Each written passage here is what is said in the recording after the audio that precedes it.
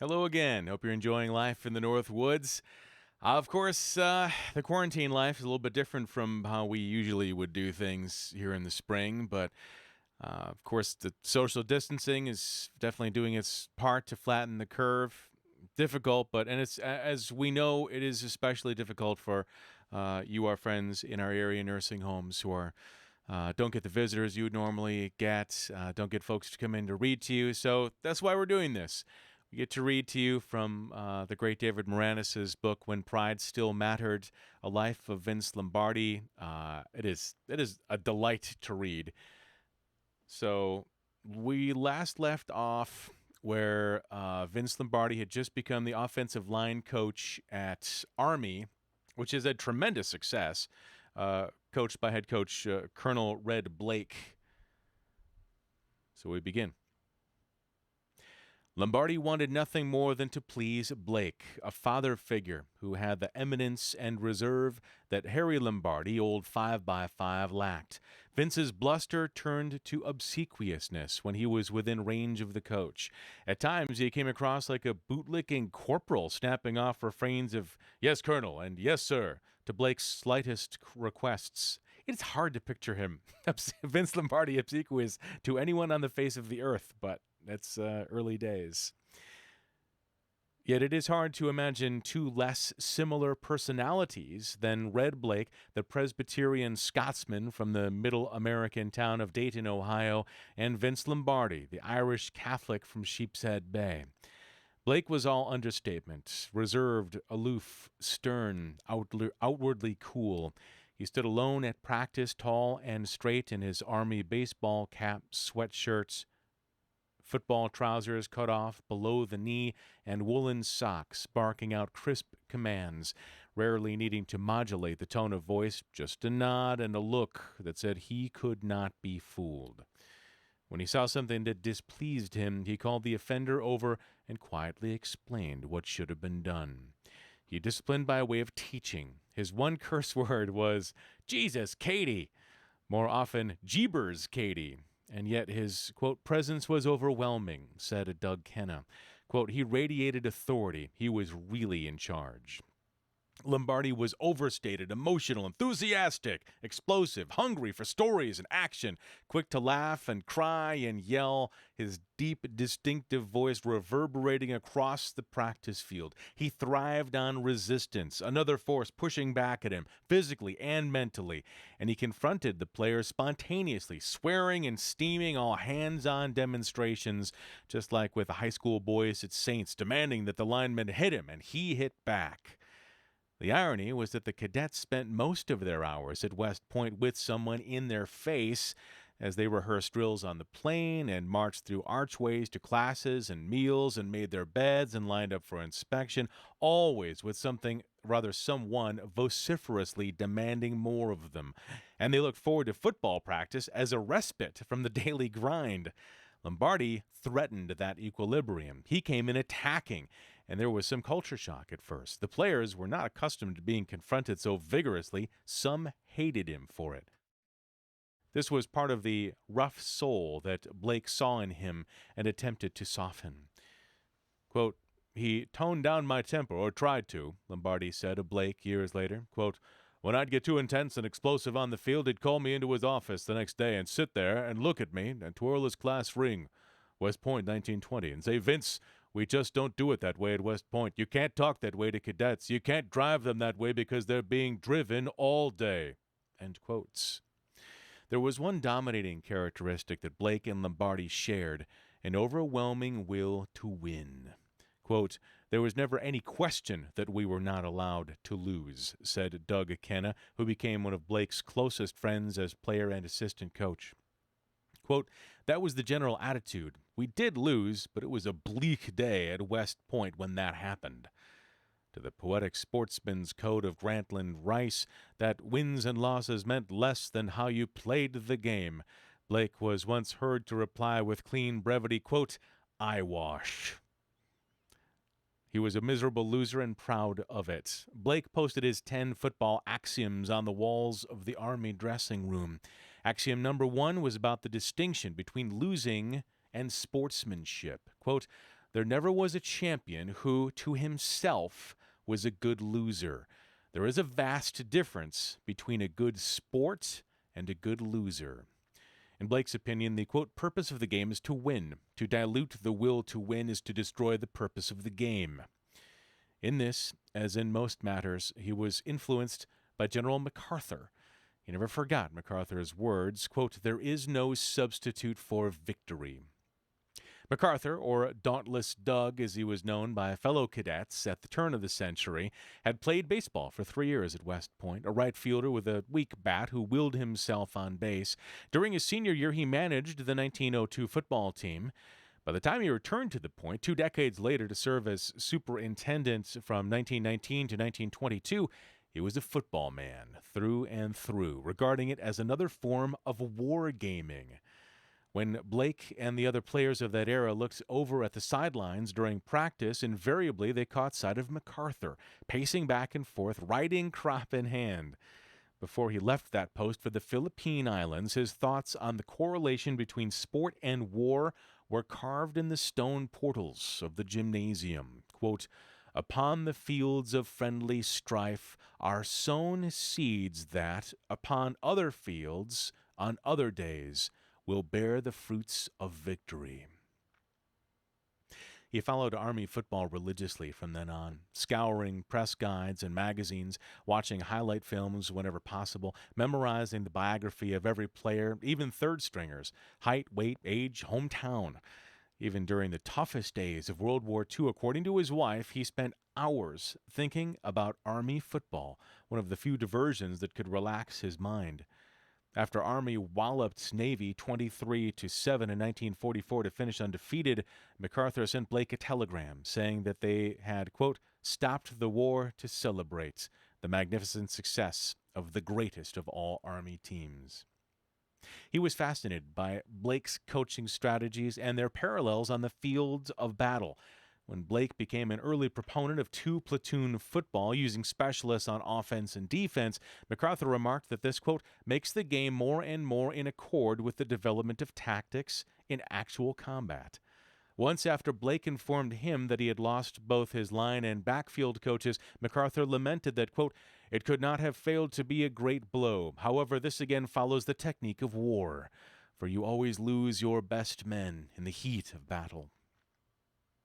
Blake and MacArthur were regular correspondents, their letters often touching on war, politics, friends, enemies, but always returning to their shared love of the minutiae of Army football. On July 30th, 1949, as he made final preparations for the approaching season, Blake sent a 4-page, single-spaced typed letter to MacArthur in Japan at General Headquarters of the Far East Command. He took note of the difficult schedule Army faced, the inexperience of his team, the arrival of 2 new assistants, Lombardi and Warmath, the weights of top performers along the defensive line, his preference for two-platoon football, and concerns that his defensive backs were too short and that his running backs were too dainty. MacArthur wrote back on August 8th, accurately reading between the lines of a coach's typical pessimism, saying that Blake's report, quote, fills me with hope that you will have a reasonably good season. An impression, MacArthur added, that was, quote, fortified by the magnificent results you have always been able to produce in the past. In closing, he asked Blake to, quote, tell the public relations officer to send me such literature as is put out about the team and keep me in touch with the results of the games during the season. We are way out on the end of the line here, and little news of the academy trickles through. That exchange of letters came during the one brief period of the war when Blake was on vacation of sorts, though he was not really away from football even then. During the final week of July and first week of August, he would retreat to Bull Pond, a fishing camp with 2 cabins on the West Point property about 8 miles southwest of campus. This was by tradition a stag affair, just Blake and his staff, a few Army Athletic Association officers, and a handful of sports writers. Lombardi was a first-time guest that year, and it was at Bull Pond that he developed friendships with 2 other West Point figures who later became significant influences on his life. Colonel Russell Red Reeder, a one-legged marvel, hero of D-Day, who taught history and psychology and was in charge of the athletic grounds, and Colonel Orrin C. Aki Krieger, assistant graduate manager of athletics, who was Blake's all-purpose aide-de-camp. From New York came Willard Mullen, the popular sports cartoonist for the New York World Telegram, Stanley Woodward, sports editor of the New York Herald Tribune, and Look magazine's Tim Cohane. I remember him from earlier. He was a public relations guy for Fordham University, classmate of Vince's. Lombardi slept in cabin number 2, also known as the Mother Lodge, which was where most of the fun was. Bull Pond was the quintessential male bonding experience of that time and culture. Every night the campers gathered on the screened-in front porch as an Army Signal Corps projectionist ran Army football highlights and Hollywood films. This was not a particularly artsy crowd. They preferred westerns and anything with Susan Hayward. Once, when Blake asked for a showing of Julius Caesar, most of the boys left to play cards and drink near the backroom bar, which was operated by the fun-loving Red Reader and never closed. No one wanted to stay in cabin number 1 with Blake, known to his cohorts as Saint Blake. He did not smoke or drink. Furthermore, according to Aki Krieger, quote, Blake snored to beat hell. The group often took turns cooking. Lombardi and Mullen created a passable meal by all accounts, but a gastronomic conspiracy of Blake, Woodward, and Cohane offered up a breakfast that, quote, tasted as if it had been cooked in a drain pipe, and a lunch that elicited the immortal query from Murray Warmath, quote, have I eaten this, or am I supposed to? Along with the taciturn Blake, Lombardi was the poorest storyteller in the gang, but he laughed the loudest at the jokes, including his own. He was the best audience possible for Cohane, the erudite, pipe-smoking Scotch drinker who shared with his fellow Fordham grad a corny and romantic sense of humor. It was in the haze of a hangover one morning that summer that Cohane conceived the idea of a Bull Pond All-America team, the fictitious counterpart to the college all-star teams he selected with Grantland Rice. The sensibility of the Bull Pond All-America team reflected Cohane's perspective on major college football, which was shared by the others. He revered it, despite its flaws, which he preferred to deal with through jokes rather than hand-wringing editorials and official investigations. On that 1949 Bull Pond team were players whose names made Lombardi laugh so hard that tears shot from his eyes. Excalibur Slime, the maniacally aggressive tackle from King Arthur's Night School. Harry Dog Staggerfoot, the, quote, tipsy broken field artist from 3 A.M. and M. Percy Smog, the X-ray-eyed quarterback from UCLA. Increase Yardage, the, quote, famed fullback and cum laude student in underwater finger painting from Harvard, and the favorite of both Lombardi and Cohane, Chuckles Axe Murder, the, quote, murderous end from Bedlam Hall. Not everyone loved Red Blake and his football program. His staff and players responded to him with reverence and undying loyalty. Quote, you signed a lifetime contract with him, said Doug Canna, but Blake had adversaries scattered around the country, in the press box, in the academies, and across the field who considered him less than a saint. His critics complained that he was an egotist who would do anything to win, and that the, quote, brave old Army team of the stirring fight song was not so brave after all. They played dirty, it was said, and bullied lesser teams on an easy schedule. Far from genuflecting to the Patriots along the Hudson during the Blanchard-Davis era at the end of World War II, some people questioned publicly why Army had such brilliant athletes playing a game when they could have been saving the world overseas. Even Blake's innovative two-platoon system was the object of scorn. The average football fan disapproved when Blake implemented his system in 1948. While Army was destroying Stanford 43-0 at Yankee Stadium that year, thousands booed every time Army switched platoons from offense to defense. Blake's critics had reached full voice by 1949. Army began the season impressively, destroying Davidson and Penn State in its first 2 games. The T formation, tutored by Lombardi, looked impressive, with Arnold Galifa running the offense at quarterback. Galifa was starting ahead of Blake's son Bob, a talented sophomore who some alumni and sports writers thought was a smarter single caller than Galifa. But Blake was disinclined to start his son over a veteran of Galifa's talent, which he felt was considerable.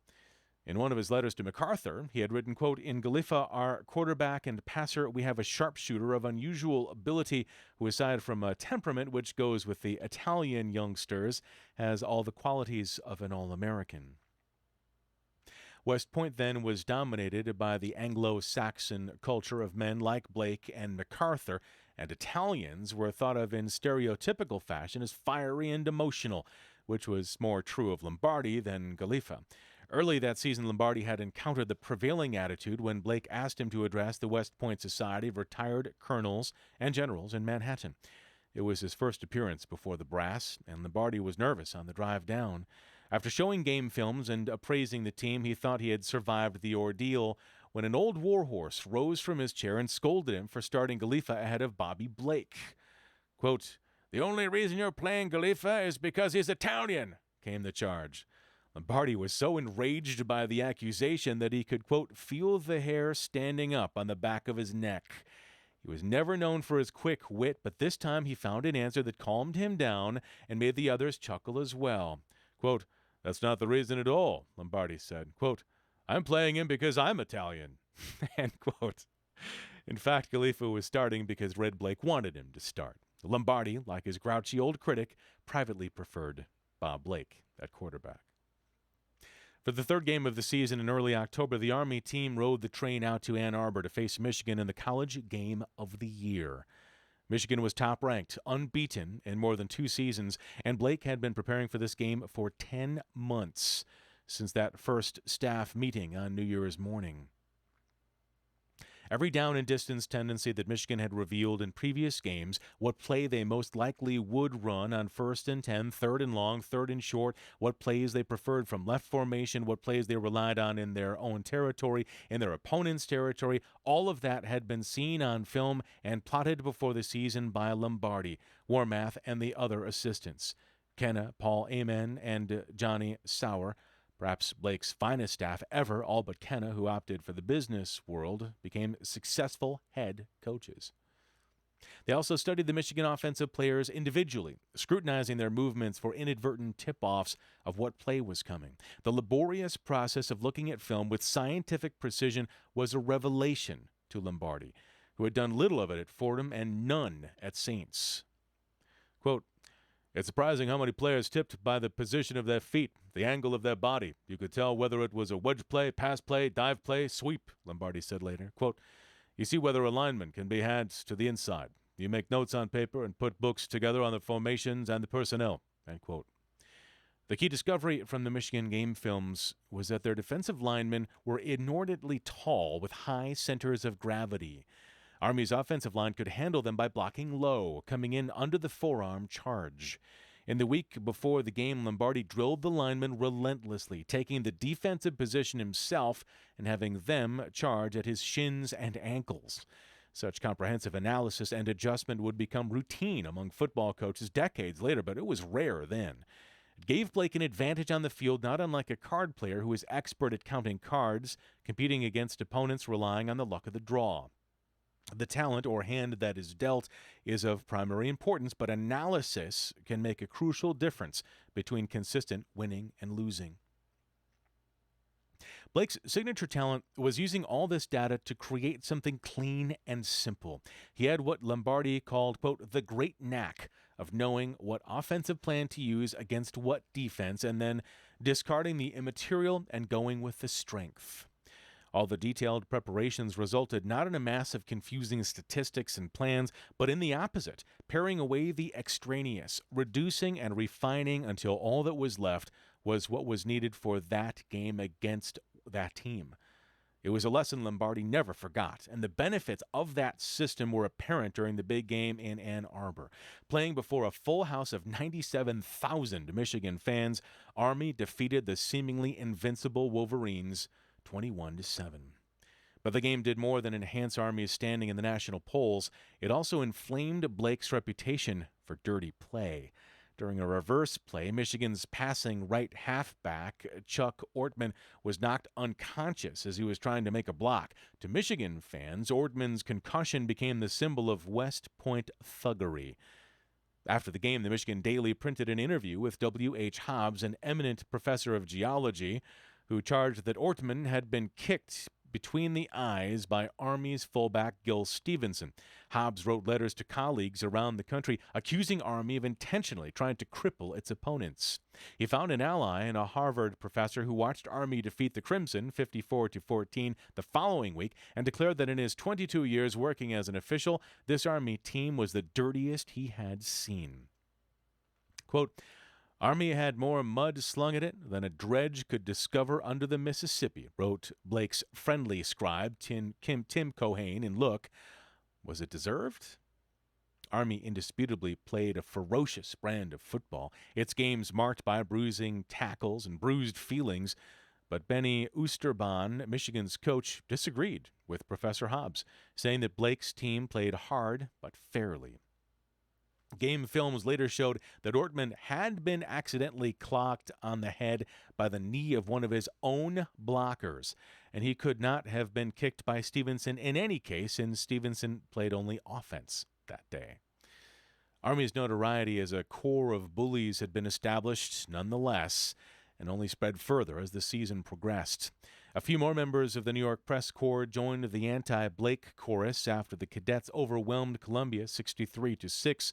The next day's game stories sounded like reports from the front, elbows flying, Columbia players staggering from the field in a daze.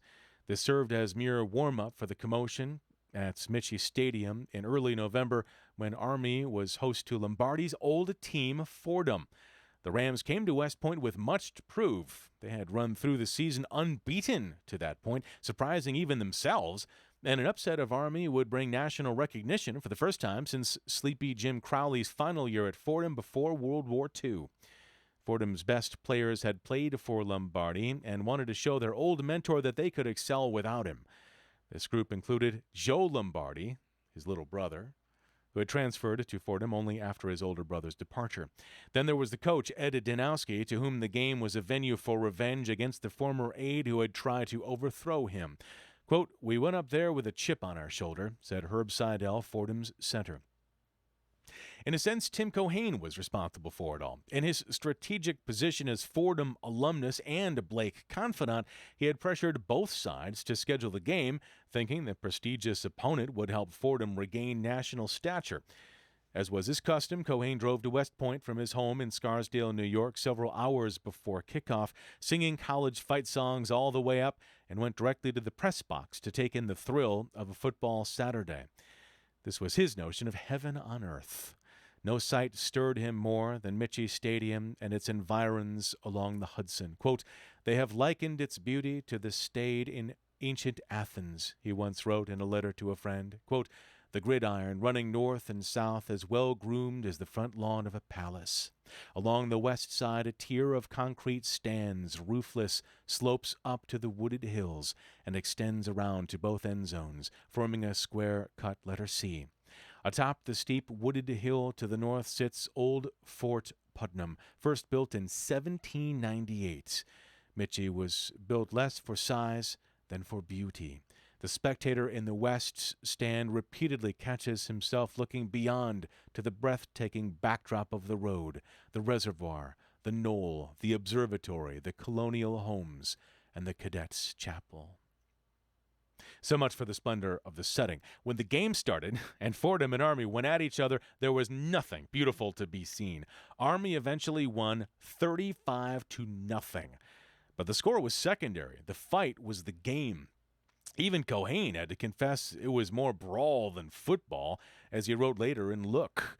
Quote, with a complete disregard for the sensibilities of the assemblage, including the Jesuits and the Army brass, the cadets and the Rams went to work on each other with everything short of stilettos and strangling cords. End quote. Doug Kenner remembered the game as, quote, probably the roughest I ever had experienced in college football. There were penalties all over, and most of them for unnecessary roughness. I always sensed that part of it was because of Lombardi. Fordham wanted to show him, end quote. True enough, said Joe Lombardi. He felt that way about his big brother that day. Quote, it was terrible, and it was because of Vince's leaving and going to West Point. We wanted to show we could play them, but we just fought, end quote. We do or die. The Fordham credo taken literally. Seidel, the Fordham captain who had been a strong Lombardi supporter during the power struggle with Danowski, said he, quote, got the hell kicked out of him by Army. Quote, they called it the Donnybrook on the Hudson. I was told that 17 teeth came out of 9 different mouths. I lost one. I got my whole face pranged when I was blindsided coming off the field after a punt. That was the kind of game it was. End quotes. That's our time for today for When Pride Still Mattered. Again, encourage you to grab that by David Maraniss or any of his books because he's great. Pulitzer Prize winner. I mean, if you can get him in a bookstore right now, I would ask you how because everything is totally locked down and you can't. But if you want to wait to get it in a bookstore, that's great. Otherwise, you can get it at Amazon along with any of his other fine books. Again, thanks for joining us once again. I'm really enjoying the Army passages quite a bit. It's really Lombardi kind of finally getting to do what is his true calling 24/7 and really building up. I mean, all of it's gone to build up who he eventually became as head coach of the Packers, but this is a very kind of liberating section for Vince, which is really enjoyable as always. Stay safe, be well, stay sequestered, and for, again, all of our friends and neighbors in our area nursing homes, we are thinking about you, and you are loved, and we're going to make it through together. And it's been a pleasure to visit with you, and I'll do it tomorrow as well. Okay, you take care now.